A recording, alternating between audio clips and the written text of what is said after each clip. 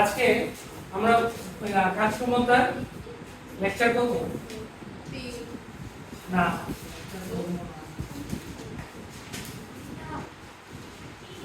তিন কাজ ক্ষমতা ও শক্তি লেকচার 3 আমরা শুরু করব সবাই কাজ ক্ষমতা শক্তি লেকচার 3 আমরা আজকে আনত তলে কৃত কাজটা আমরা দেখব কিসের কৃত কাজ আনত তলে কৃত কাজ ঠিক আছে আনত তলে কৃত কাজ সবাই হেডলাইন দাও আনত তলে কৃত কাজ আনত তলে কৃত কাজ আনত তলে কৃত কাজ আমরা এটা দিয়ে শুরু করব ঠিক আছে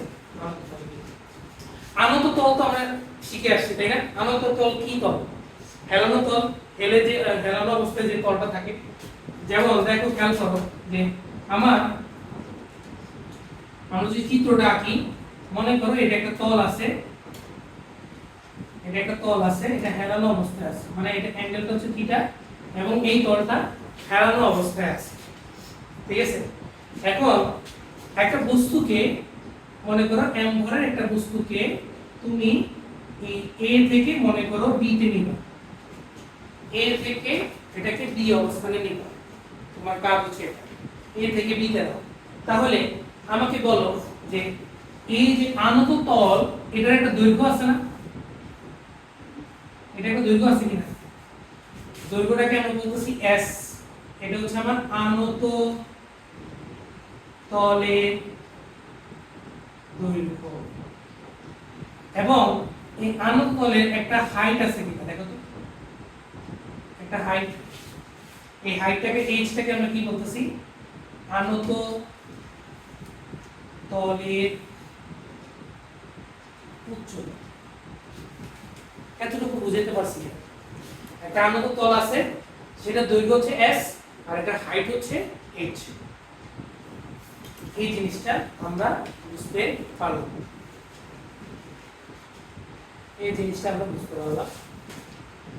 s হচ্ছে আনত তলের দৈর্ঘ্য আর h হচ্ছে আনত তলের উচ্চতা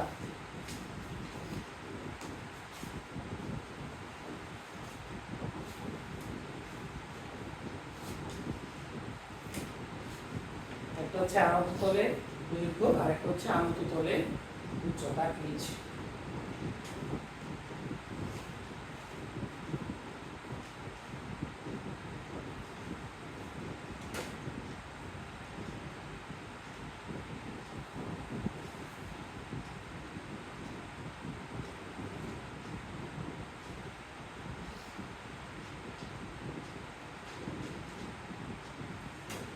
কথা কি বুঝাতে পারলাম তাহলে তোমরা তুইলো না আগে বুঝো জিনিসটা বুঝো ইম্পর্টেন্ট কিছু বুঝো তুলতে পারবে a থেকে যখন b তে আমি এই বস্তুটাকে নিয়ে যাব a থেকে কোথায় নিব এটাকে b তে নিব তাহলে এখানে দুই ধরনের সরণ ঘটে কয় ধরনের সরণ ঘটে দুই ধরনের সরণ ঘটে এটাকে কল্পনা করো তুমি একটা সিঁড়ির নিচ থেকে উপরে উঠবা মনে করো একতলা থেকে দুতলায় উঠবা তাহলে তুমি চিন্তা করো তো তোমার এখানে দুই ধরনের সরণ হইতাছে একটা সরণ হচ্ছে তুমি সিঁড়ির দৈর্ঘ্য বরাবর উপরে উঠতেছো এটা হচ্ছে একটা সরণ আর একটা সরণ তুমি নিচতলা থেকে উপরে উঠতেছো তাহলে তোমার হাইট বরাবর একটা সরণ হচ্ছে তাহলে তুমি যখন তির্যকভাবে উঠানামা করবা বা তির্যকভাবে যখন দূরত্ব অতিক্রম করবা তখন দুই ধরনের সরণ হইতাছে একটা সরণ হইতাছে তলের দৈর্ঘ্য বরাবর আর একটা সরণ হচ্ছে ভূমি উলম্ব বরাবর কথা কি বুঝতে পারছি তোমাদের আরেকটু ডিটেইলস আমি বলি কোন একটা বস্তু যদি a থেকে b তে যায় মনে করো আনুভূমিক বরাবর a থেকে b তে যায় তাহলে কয় ধরনের সরণ ঘটে এক ধরনের সরণ ঘটে a থেকে b তে ডাইরেক্ট গেছে আর কোন সরণ আছে সে উপর নিচে উঠানামা করছে কোন না যদি একটা বস্তু সেম বস্তু যদি a থেকে b তে যায় উলম্ব বরাবর উপর নিচে উঠানামা করতেছে তাহলে কয় ধরনের সরণ ঘটে এক ধরনের মানে এই উলম্ব বরাবরই তার সরণ আনুভূমিক বরাবরই সরণ কিন্তু আমি যদি তির্যক ভাবে যাই তাহলে এই আনুভূমিক এই যে আনুভূমিক এবং এই উলম্ব একসাথে হতে থাকে। সিঁড়ির দৈর্ঘ্য বরাবর একটা সরণ হবে এবং এই হাইট বরাবর একটা সরণ হবে। এবং এই কথাটা মনে রাখবা, সামনে কাজে আসবে, দেখবা তুমি মিলে দেখবা যে এই কথাটা কেন বলবো। ঠিক আছে? আচ্ছা, এবার আসো, তো তুমি এ থেকে এটাকে বিতে নিবা, তাহলে তুমি অবশ্যই একটা ফোর্স দিয়ে নিতে হবে না, বল প্রয়োগ করলে তো সে সরণ ঘটাবে। তো সাপোজ মনে করো তুমি একটা বাহ্যিক বল দিছো F, বাহ্যিক বল দিছো F, এবং মনে করো এখানে একটা ঘর্ষণ আছে, ঘর্ষণযুক্ত তল। এটা কি তল? এটা হচ্ছে আমার ঘর্ষণ যুক্ত তল। তো ঘর্ষণ যুক্ত তল যদি হয় তাহলে সে যাচ্ছে কোথায়? বস্তুটা যাচ্ছে সামনে, তাহলে গতির বিপরীতে আমরা কি কাজ করব? ঘর্ষণ বল F। ভাইকে এটা বুঝাতে পারছি? ওই যে ঘর্ষণ চাপটার আণবিক বলের মতো, তুমি বাহ্যিক বলে টানতেছো, এটা উপর উঠতেছে, বাহ্যিক বল F, ক্যাপিটাল F, এবং ঘর্ষণের বিরুদ্ধে আমরা একটা বল কাজ করতেছে অবশ্যই, ঘর্ষণ বিরুদ্ধে বাহ্যিক বলের বিরুদ্ধে একটা বা গতির বিরুদ্ধে একটা ফোর্স কাজ করতেছে, সেটাকে আমরা বলতেছি ঘর্ষণ বল স্মল f। বুঝতে পারছো? তো তুমি আমাকে বলো যে বাহ্যিক বল দ্বারা কৃত কাজ করবে। সুতরাং বাহ্যিক বল দ্বারা কৃত কাজ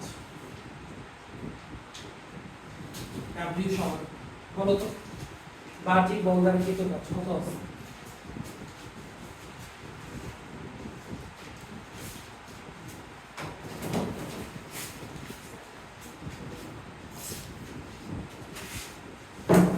বলো বাহ্যিক বল দ্বারা কৃত কাজ কত?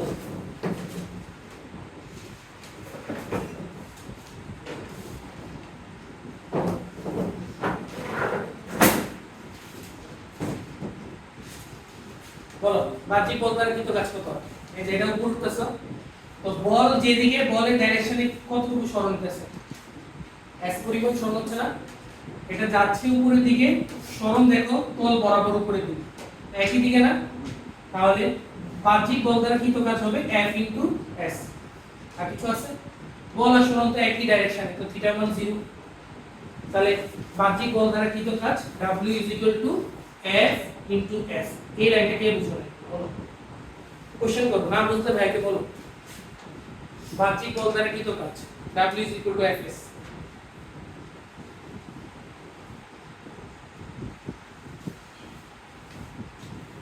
বাহ্যিক বল দ্বারা কৃত কাজ W, capital W = F s, বল ইনটু সরণ। কোনটা 0?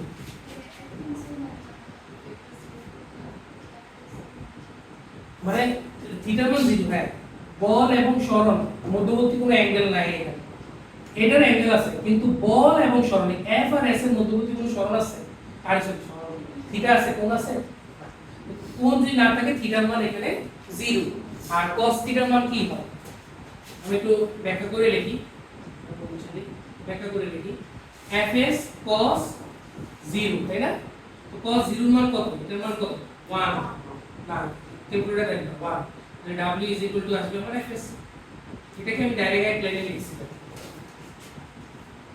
কথা কি বুঝতে পারছি? তাহলে W Fs cos 0 আর cos 0 মান 1। এটা হইছে বাহ্যিক বল দ্বারা কৃত কাজ। কোশ্চেন আছে? আচ্ছা, এবার আসো, সুতরাং ঘর্ষণ বল দ্বারা কৃত কাজ, তোমরাই আমাকে বলো ঘর্ষণ বল দ্বারা কৃত কাজ কত? ভুল হলে বলো, চিত্র দেখে বলো, ঘর্ষণ বল দ্বারা কৃত কাজ কত?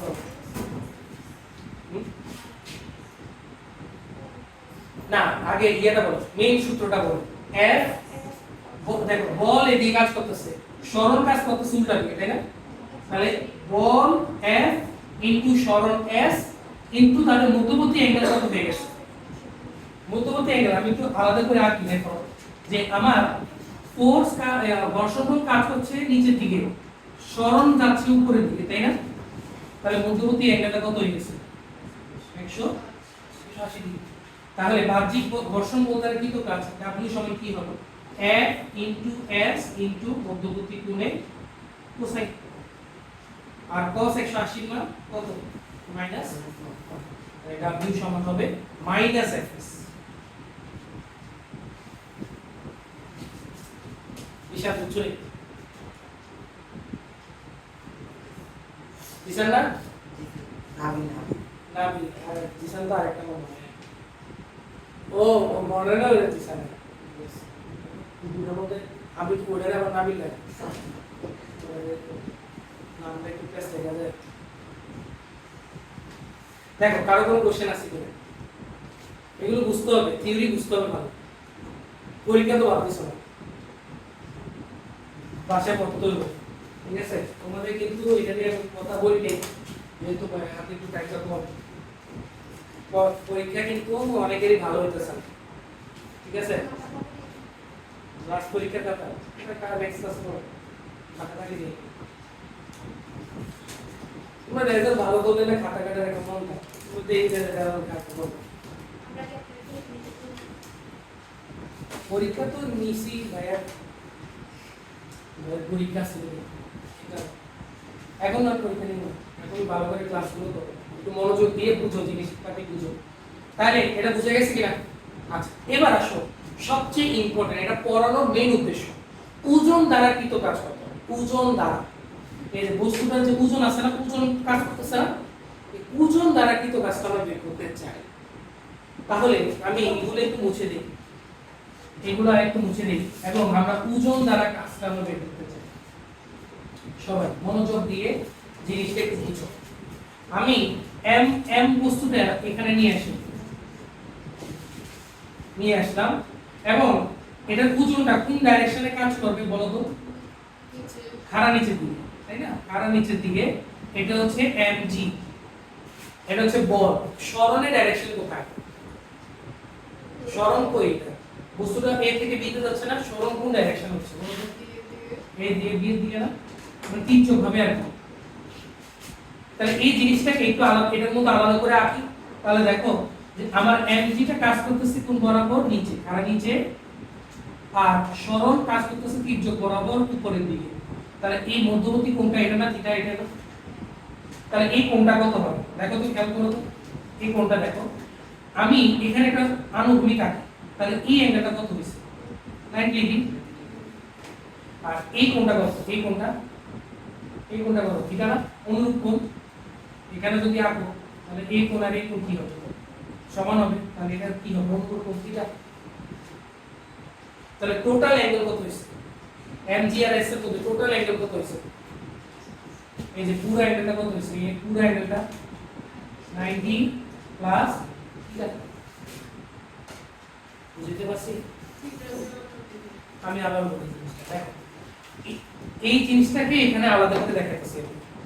তাহলে আমি যদি এই যে তল, এটা তলের সাথে এই যে ভূমির সাথে সমান্তরালে যদি একটা রেখা টানি, তাহলে এই কোণ যা হবে এই কোণ তো তাই হবে না, অনুরূপ কোণ। তাহলে এটা যদি থিটা হয় তাহলে এটাও কত হবে? থিটা হবে, থিটা হবে। আর এই অ্যাঙ্গেলটা কত? এই যে এই অ্যাঙ্গেলটা কত? 90 ডিগ্রি।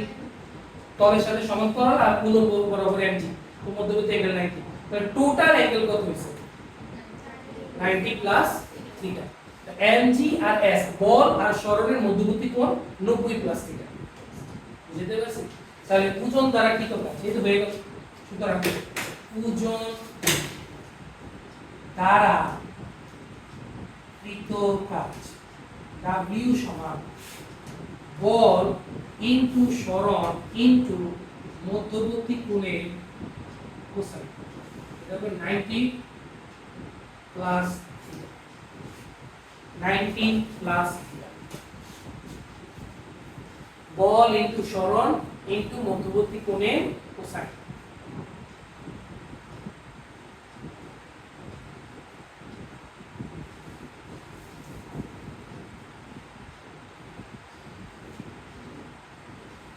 বল ইনটু সরণ ইনটু মধ্যবর্তী কোণের,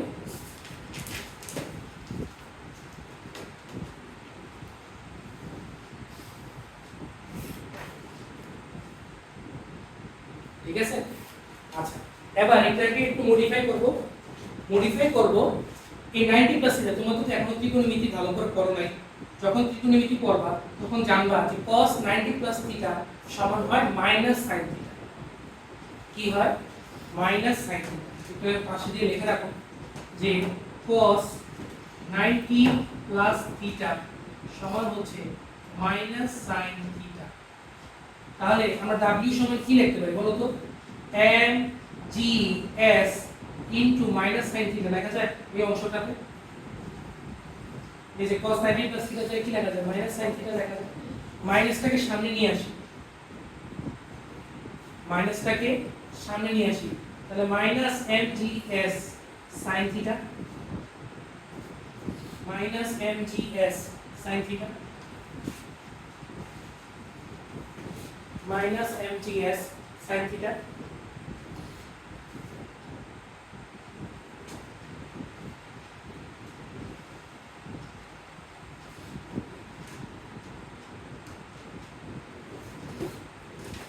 এটা আমরা লিখতে পারি।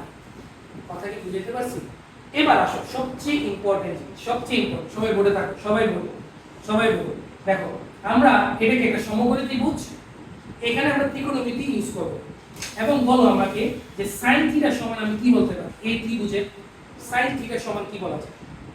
sin থিটার সূত্র কি? লম্ব বাই অতিভুজ। তো থিটার অপোজিটে যেটা থাকবে এটা কি? লম্ব, আর সবচেয়ে বড় বাহুটা অতিভুজ। তাহলে sin থিটা যদি আমি এটার মধ্যে ইউজ করি, তোমরা আমাকে বলো যে sin থিটা সমান লম্ব h ডিভাইডেড বাই অতিভুজ s লেখা যায়। তাহলে আমরা এখানে পাশে আমরা লিখতে পারি যে sin থিটা সমান h বাই s লম্ব বাই অতিভুজ। ওই চিত্র দেখে না বুঝলে ভাইকে বলো, ত্রিকোণমিতির অংশ ম্যাথে যে sin থিটা সমান লম্ব বাই অতিভুজ।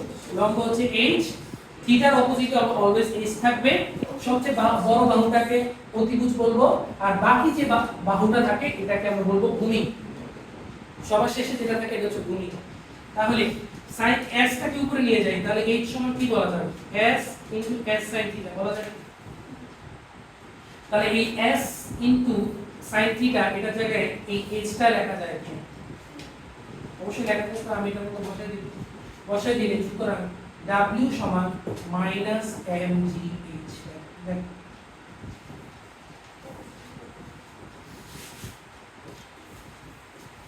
তাহলে ওজন দ্বারা কৃত কাজ w সমান আসছে মাইনাস mgh। কে বুঝোনি বলুন?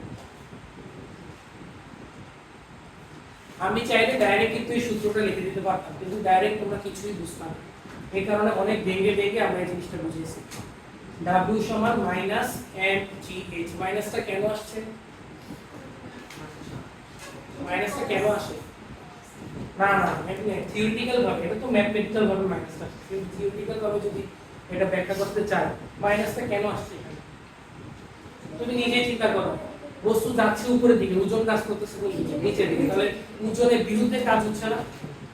তো ওজনের বিরুদ্ধে যখন আমি লিখবো তখন কি আর মাইনাসটা দেওয়ার দরকার আছে? আমি তো এখানে লিখছি ওজন দ্বারা কাজ, মানে ওজন দিয়ে কি কাজ হচ্ছে?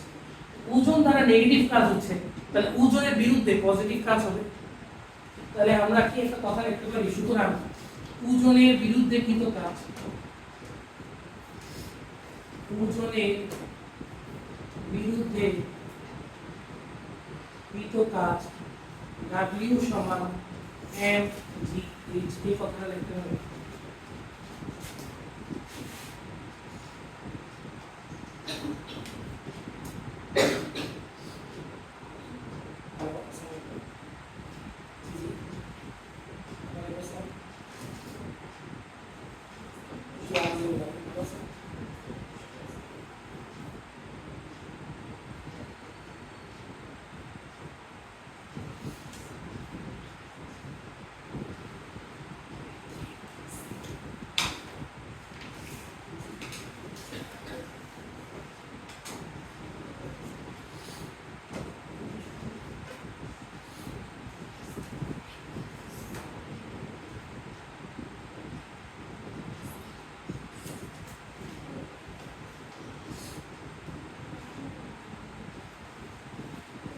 আচ্ছা আচ্ছা ঠিক আছে।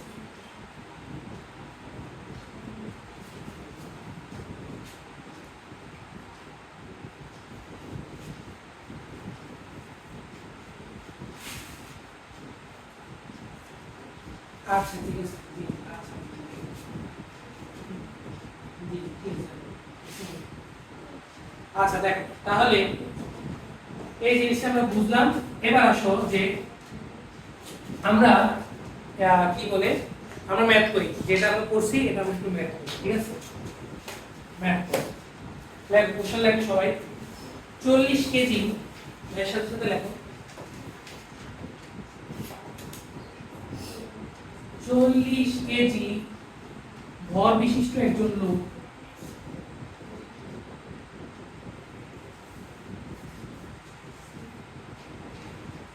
ভর বিশিষ্ট একজন লোক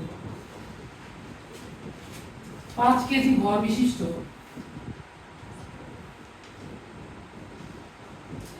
5 কেজি ভর বিশিষ্ট একটি বাক্স নিয়ে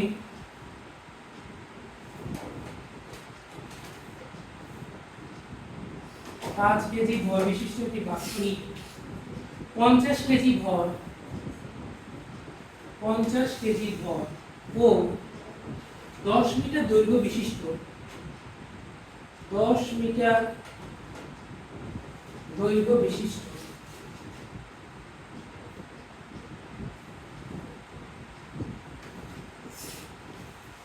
মই বেগ একটি দালানের ছাদে উঠে একটি দালানের ছাদে উঠে মইটি ভূমির সাথে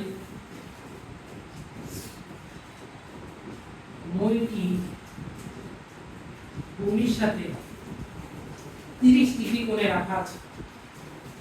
30 ডিগ্রি কোণে রাখা আছে। এক নম্বর কোশ্চেন। হ্যাঁ কি সমস্যা আছে?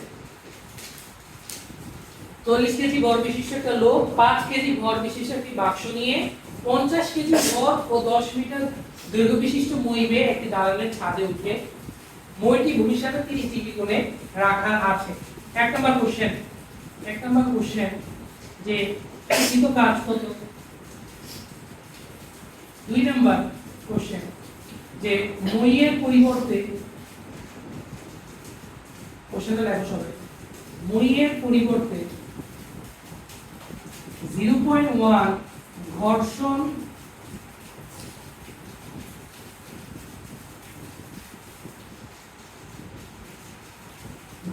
গুণাঙ্ক বিশিষ্ট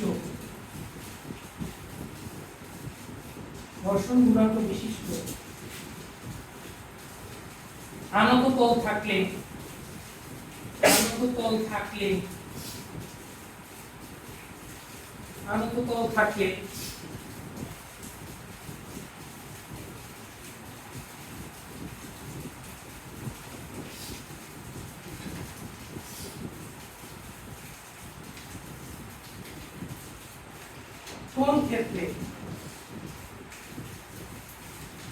কোন ক্ষেত্রে বেশি কাজ করতে হবে? এটা সিওচির মতো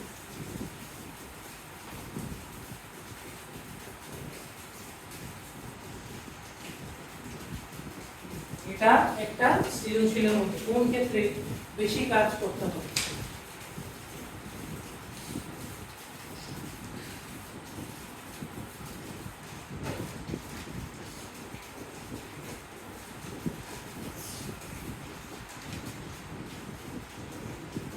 কোশ্চেনটা দেখো সবাই এবং এটা চিত্রটা আঁকো সবাই, চিত্রটা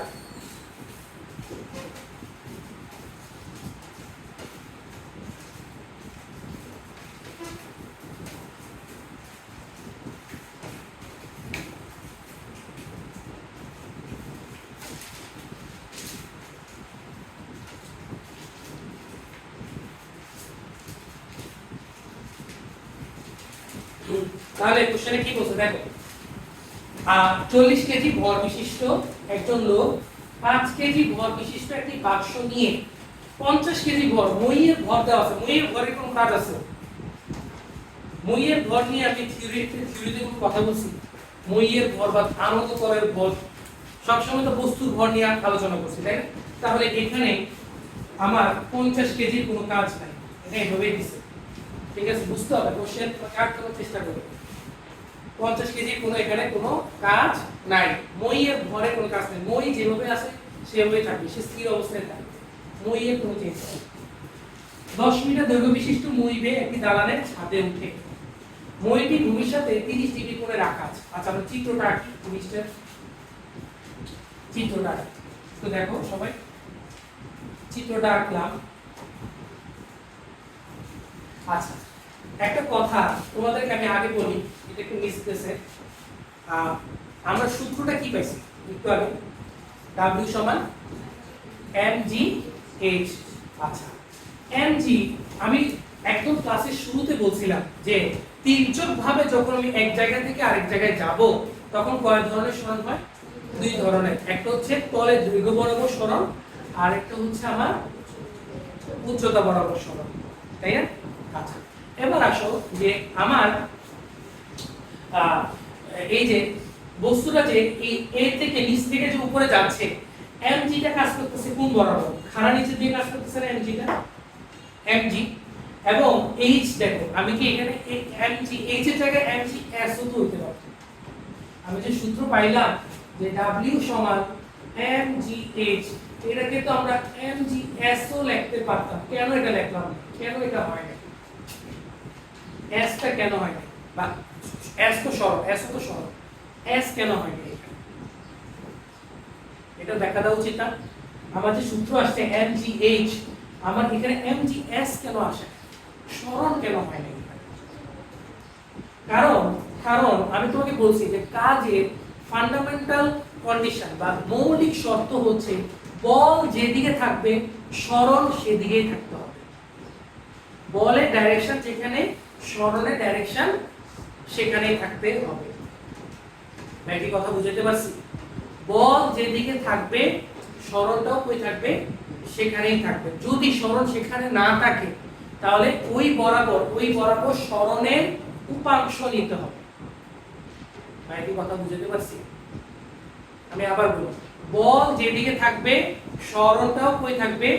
সেদিকেই থাকবে। যদি সরণ সেদিকে না থাকে সরণের কি নিতে হবে? উপাংশ নিতে হবে। তাহলে আমার mg কাজ করতেছে উলম্ব বরাবর, তাহলে সরণটাও উলম্ব বরাবর নিতে হবে না? আমার যে s টা কি? এটা না? এই যে s আমার এটা না? এই যে s আমার এটা না? এটা কি উলম্ব বরাবর আছে? এই সরণটা, সরণ কি উলম্ব বরাবর আছে? সব উলম্ব বরাবর কোনটা আছে? এই h টা আছে না? সব উলম্ব বরাবর।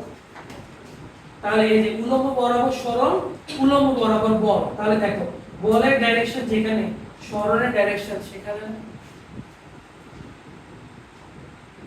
কথা কি ভাই বুঝতে পারছি? বলের ডাইরেকশন যেখানে, সরণের ডাইরেকশনও সেখানে। এই কারণে আমার সূত্র mgs হবে না, কারণ mg কাজ করতেছে নিচে, সরণ কাজ করতেছে তির্যকভাবে উপরে। একই ডাইরেকশন কি হইছে না? তাহলে আমরা mg এর সাথে কিসের গুণ দিব? h এর গুণ দিব। এটা আমরা থিওরিটিক্যালি আমরা এভাবেও বলতে পারি যে বল যেদিকে সরণ সেদিকে। শেষ, এক লাইনে শেষ। বল যেদিকে সরণ সেদিকে। তো বল mg নিচে, খাড়া নিচে, তাহলে সরণটাও খাড়া নিচে, h কি? কথা কি বুঝতে পারছি? তাহলে একটা নোট আকারে একটা কথা লিখে রাখো পাশে, ছোট্ট করে একটা নোট লিখে রাখো। এটা সব ক্ষেত্রেই প্রযোজ্য, সব ক্ষেত্রেই প্রযোজ্য। এটা হচ্ছে বল যেদিকে সরণ, এই কথাটা মনে রাখবে। বল যেদিকে সরণ সেদিকে।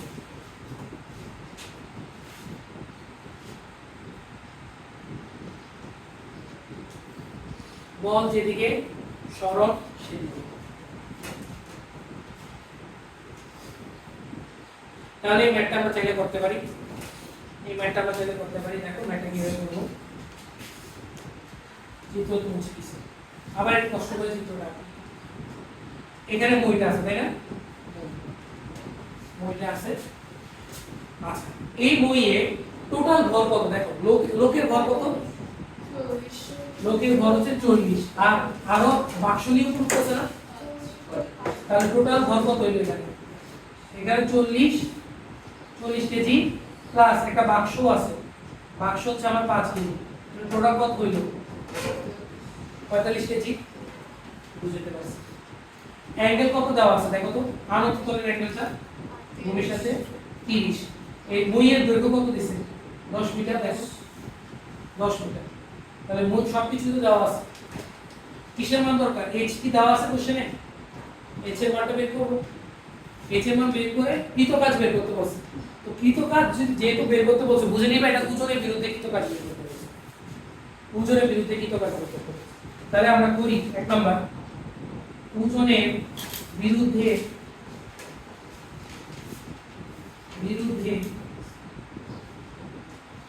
কৃতকাজ W সমান mgh। h টা কেন বের করি? সাইডে h টা আমি এখানে বের করে ফেলি, তাহলে হয়ে যায় sin 30 সমান লম্ব হচ্ছে h আর ভূমি হচ্ছে 10, তাহলে h সমান আসে 10 ইনটু 10 টাকে উপরে নিয়ে নিলাম, তাহলে ক্যালকুলেটরে দেখবা आंसर আসবে 5 মিটার। উচ্চতা আসছে 5 মিটার এবং উচ্চতাটাকে এখানে বসাই দিবা, কোশ্চেনে বসাই দিবা, সূত্রে বসাই দিবা, তাহলে आंसर চলে আসবে। তাহলে 45 ইনটু 9.8 ইনটু 5 কত আসে? কত আসে?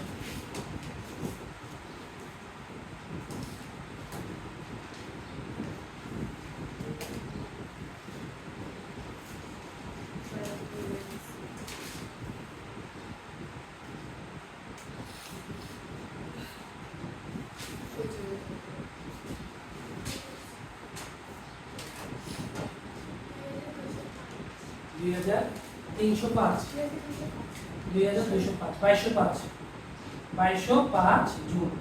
তাহলে এটা প্রথম একটা হয়ে গেল।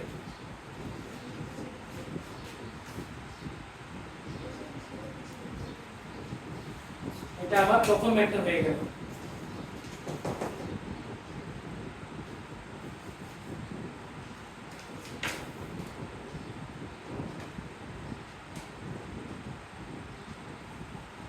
বাইশশো 5 জুল।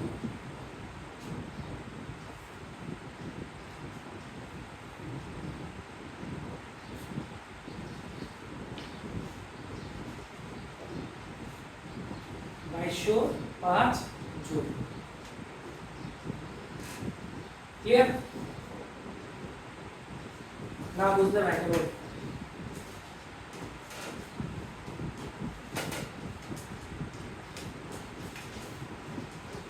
তো সেটা বাকি লাগবে, সকালে তো আসছে ক্লাস নিতে।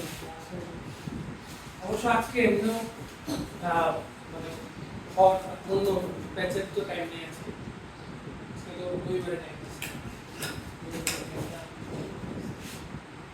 ইনশাআল্লাহ নেক্সট ক্লাস থেকে আর এরকম সমস্যা হবে। নেক্সট ক্লাসে আমরা রেগুলার রুটিনে আমরা ক্লাস করব, রেগুলার আমরা ইয়েতে যাব না। আচ্ছা দেখো লাস্ট কোশ্চেনটা দেখো, মইয়ের পরিবর্তে আমরা এবার তল ইউজ করব। তল, আনত তল 0.1 ঘর্ষণ গুণাঙ্ক বিশিষ্ট আনত তল থাকলে কোন ক্ষেত্রে বেশি কাজ হবে? আচ্ছা এখন আমি এখানে কি ইউজ করব?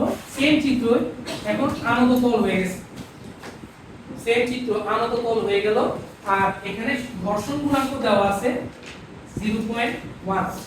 তাহলে ঘর্ষণ গুণাঙ্ক যদি দেওয়া থাকে তাহলে ঘর্ষণ বল আসবে, তাই না?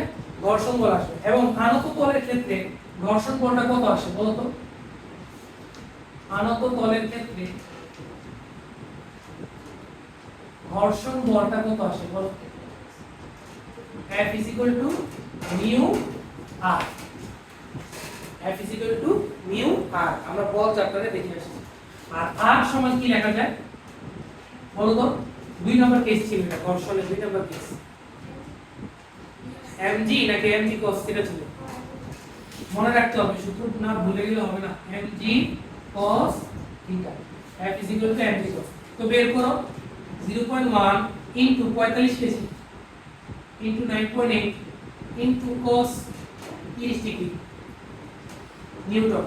তাহলে ঘর্ষণ বলটা বের করো, ঘর্ষণ বলটা কত আসে? কত? 38.19 নিউটন। তো ঘর্ষণ বল দ্বারা কি তো কাজ? ঘর্ষণ বল যেহেতু আসছে, ঘর্ষণ বল দ্বারা কি তো কাজ? তোমার কাজের শিখতেছে সবাই পাইছো কাজের শিখ শীত প্র্যাকটিস করো।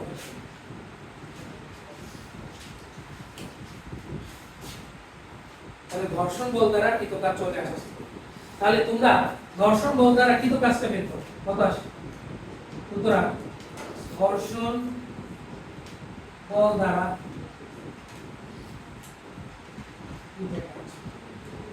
W সমান মাইনাস Fs, একটু আগে দেখে আসছি। W সমান কি হবে? Minus Fs। আর S টা কত হবে? 5 মিটার না 10 মিটার? 5 মিটার না 10 মিটার? 10 মিটার, এটা S না? S লাগাবা না। h হচ্ছে উচ্চতা, হাইট হচ্ছে 5 মিটার, আর আনত তলের দৈর্ঘ্য হচ্ছে 10 মিটার। তাহলে এই যে Fs যে লিখলাম, এই Fs টা কিন্তু আমার এখানে S এর মানটা 10 মিটার হবে। তাহলে आंसरটা কি আসবে? মাইনাস 381.9 জুল না? Minus 381.9 joule. তাহলে কোন ক্ষেত্রে বেশি কাজ হচ্ছে? ওজন দ্বারা বেশি কাজ হচ্ছে না ঘর্ষণ বল দ্বারা বেশি কাজ হচ্ছে? ওজন দ্বারা বেশি কাজ হচ্ছে। यस, তাহলে সুতরাং লিখবা ওজন দ্বারা বেশি কাজ হবে। ওজনের বিরুদ্ধে বেশি কাজ। ওজন দ্বারা কাজ মাইনাস mth, ওজনের বিরুদ্ধে যেহেতু লিখলাম এই কারণে প্লাস mth। তাহলে তোমরা লিখে দিবা যে ওজন দ্বারা বেশি কাজ হবে, ওজন দ্বারা বেশি কাজ। তো আজকে আমাদের এতটুকুই। কারো কোনো কোশ্চেন আছে এখানে? কোশ্চেন আছে? কোশ্চেন যেহেতু নাই, তাহলে আজকে আমরা এতটুকুই রাখবো।